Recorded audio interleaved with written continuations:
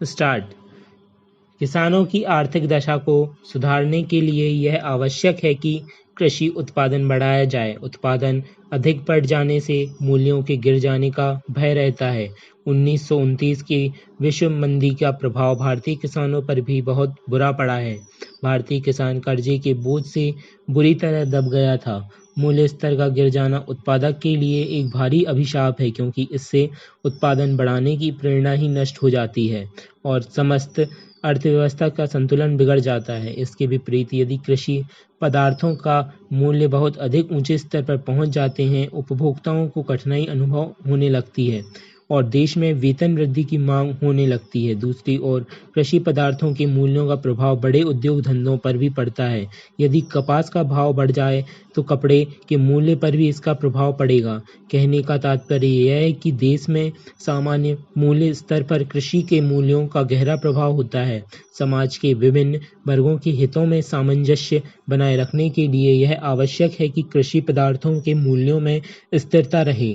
दूसरे शब्दों में, कृषि पदार्थों के मूल्यों में कमी होना उत्पादकों के लिए तथा वृद्धि होना उपभोक्ताओं के हित के विरुद्ध है और सरकार को इस प्रकार की मूल्य नीति अपनाने की आवश्यकता पड़ती है जिससे प्रत्येक के हितों की रक्षा की हो सके और देश का उत्पादन अधिकतम सीमा तक पहुंच सके। साथ ही साथ देश के प्रति व्यक्ति आय तक सामान्य रहन सहन का स्तर ऊंचा हो। इस उद्देश्य की पूर्ति के लिए कृषि पदार्थों के मूल्य में स्थिरता रखना परम आवश्यक है। भारत में कृषि एक व्यापारिक व्यवसाय न होकर जीवन यापन का एक साधन है। भारतीय किसानों में व्यापारिक चेतना का अभाव है और वे केवल जीवित रहने के लिए खेती करते हैं। इसलिए कृषि पदार्थों के मूल्यों तथा उनके उत्पादन व्यय में कोई घनिष्ठ संबंध नहीं रहता। मूल्य निर्धारण की मांग और पूर्ति का सिद्धांत कृषि पदार्थों पर अच्छी तरह लागू नहीं होता। यह उत्तरदायित्व सरकार के ऊपर है कि वह मूल्य नीति का संचालन इस प्रकार करे कि कृषि तथा उद्योगों का समुचित विकास हो सके और कृषि मूल्यों में स्थिरता बनी रहे। मूल्यों की स्थिरता का अर्थ केवल इतना ही है कि कृषि पदार्थों के मूल्यों में अत्यधिक चढ़ाव उतार न होने पाए। हमें ज्ञात है कि 1929 की विश्व मंदी के कारण भारतीय किसानों की कैसी दुर्दशा हो गई थी।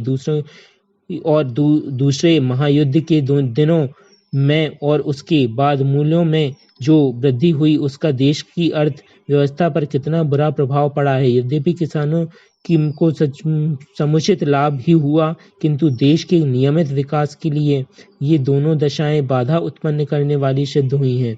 भारत में कृषि मूल्यों की स्थिरता का प्रश्न पिछले कुछ वर्षों में मुख्य रूप से सरकार के सामने उपस्थित हुआ। जून 1954 तथा उसके बाद के काल में कृषि मूल्यों में निरंतर कमी होती गई। यह मेरा निश्चित मत है कि आज की अंग्रेजी शिक्षा ने शिक्षित भारतीयों को निर्मल और शक्तिहीन बना दिया है। इसने भारतीय छात्रों की शक्ति पर भारी बोझ डाला है। हमें निकलची बना दिया गया है।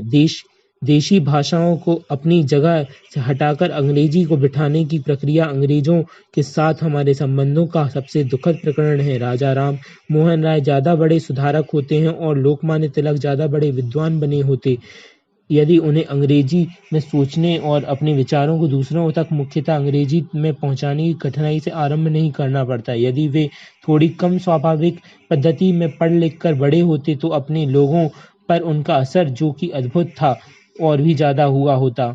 इसमें कोई शक नहीं है कि अंग्रेजी साहित्य के समृद्धि भंडार का ज्ञान प्राप्त करने से इन दोनों का लाभ हुआ है, लेकिन भंडार तक उनकी पहुंच अपनी मातृभाषाओं के माध्यम से होनी चाहिए थी। कोई भी देश नकलची की जाति पैदा करके राष्ट्र नहीं बना सकता। जरा कल्पना कीजिए कि यदि अंग्रेजों के पास बाइबल का अपना प्रमाणभूत संस्करण ना होता तो उनका क्या होता। मेरा विश्वास है कि भारतीय संत आधुनिक विद्वानों की अपेक्षा अधिक बड़े पुरुष थे।